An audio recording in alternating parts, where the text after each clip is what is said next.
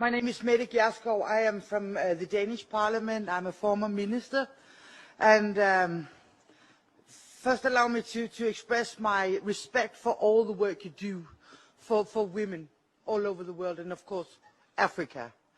I was a bit provoked by the thought of new colonialism. Being from Europe, of course, this hurts me. And so I would like to share a bit, because I have been to Africa, and I know that there are different countries, and I've been to Zimbabwe and Mali and Tunisia and Tanzania and Kenya and Rwanda and a lot of African countries. And I've spoken to a lot of African women. And my lesson learned from being from a colonialistic society is do no harm. Allow people to make their own choices.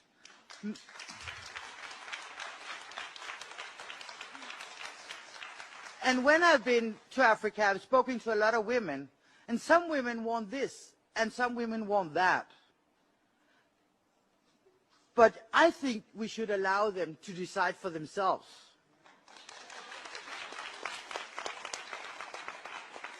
And that includes freely decide over their own body, their own sexuality, when and how many babies they want, if they want contraception, if they want abortion. We don't have to put it on anybody else. So if you want to make sure that you don't start a new colonization, let people make their own choices, decide over their own body. Thank you very much. Sorry, I'd like to address the lady who had spoken, the Danish lady who had spoken about comparing African women not having the right to choose what to do with her body and it being colonization. It's actually quite amazing how you were able to kind of twist that into shape, to that thought. But I must say this to you. I am from a tribe called the Igbo tribe in Nigeria.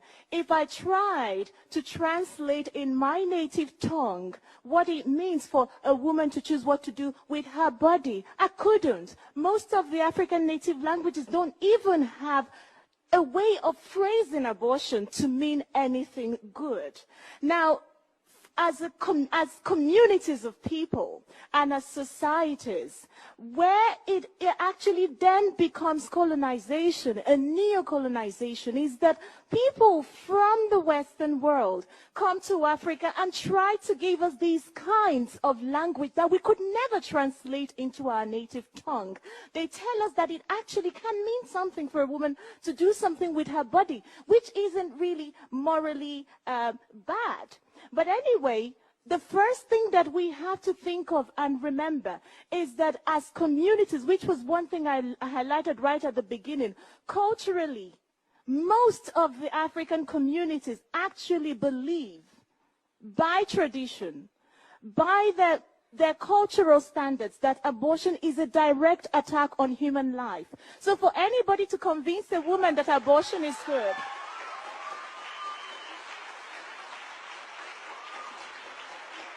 sorry.